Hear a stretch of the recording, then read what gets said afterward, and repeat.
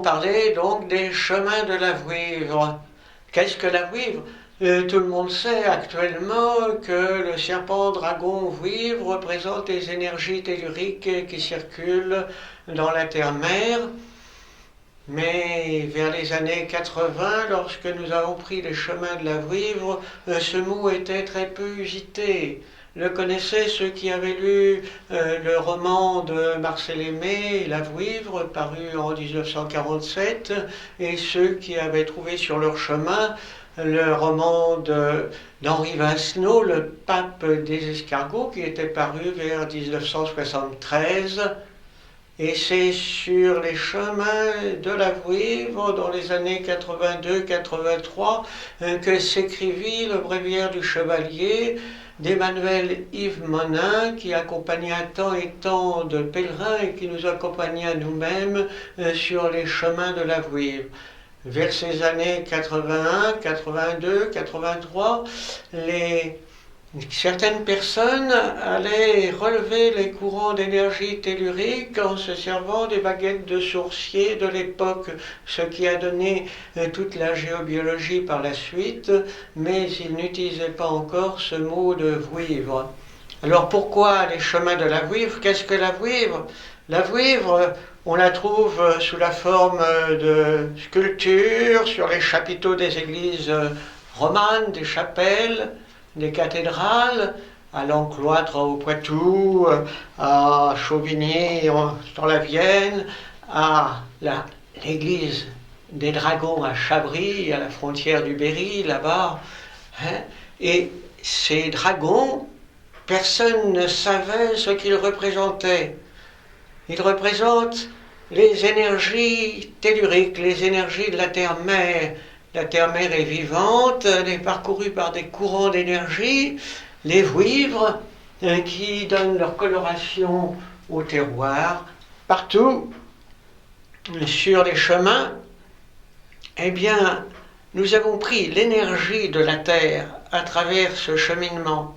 Et cela aboutit en 1995 à la publication de La Vouivre, un symbole universel, en collaboration avec Cynthia Apavou. Et ce livre s'est écrit vraiment sur les lieux dont on parle. Je disais Chabris tout à l'heure, l'église des Dragons, elle nous a marqués par son énergie.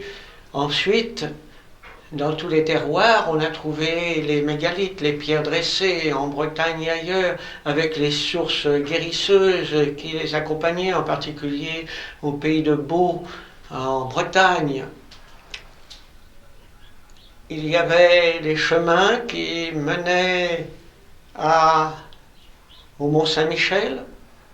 Il y avait ceux qui menaient à Saint-Jacques-de-Compostelle, d'autres encore, les chemins de Saint-Jacques, les chemins de Saint-Roch, un guérisseur de la peste du XVe siècle. Et tous les hauts lieux sur lesquels nous sommes allés ont été occupés précédemment par les cultes gaulois, les cultes romains, les cultes celtes, les cultes gargantois, car ce sont des hauts lieux où les énergies de la Terre sont encore plus fortes qu'ailleurs, et elles sont fécondées à ce moment-là par les énergies cosmiques, ce qui fait que la Vouivre, en vérité, c'est l'énergie. C'est l'énergie, si on voit l'unité duelle des énergies telluriques, celle de la Terre, et des énergies cosmiques, celles du ciel.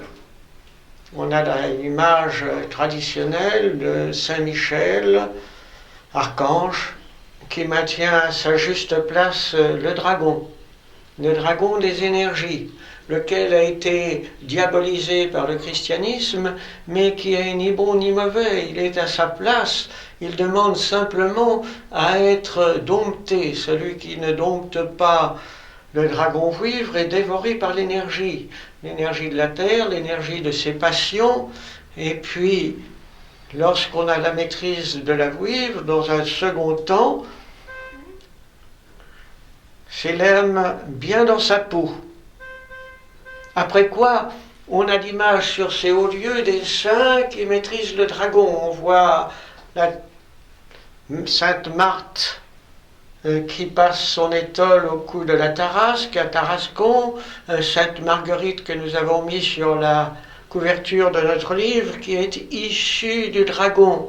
C'est-à-dire que, ayant suivi l'initiation dans la grotte, dans l'espace de sous-terre, dans la caverne, dans l'antre de la Vouivre, elle a été dévorée, en quelque sorte, et recrachée, libérée. Cela correspond à une nouvelle naissance. Donc, la maîtrise du dragon est une initiation. À Lompont-sur-Orge, ancien lieu de culte à la Vierge Noire, eh bien, Orge est en réalité la déformation de orque. On était dévoré par l'ogre, mais recraché comme Jonas recraché de la baleine, régénéré et transformé. Sur les chemins de la vie, qui est une initiation, un chemin d'initiatique, eh bien, sur ces hauts lieux, il y a les visages ensuite, les images ensuite des saints céphalophores. Les saints céphalophores, ce sont ceux qui marchent après avoir eu la tête coupée, en portant cette tête bien en main, en suivant les chemins de la Vouivre. Ce que fit Saint Denis décapité, qui déposa sa tête au lieu où fut bâtie la cathédrale des rois de France, à Saint-Denis. Sainte Nolwenn marcha avec sa tête coupée jusqu'au lieu où elle voulait être enterrée. Et il y a quantité de saints comme cela, Saint Lupien dans l'Aube, Saint Féréol, Saint Ferjot dans Besançon, et quantité d'autres que vous découvrirez vous-même si vous prenez le chemin de la Vouivre.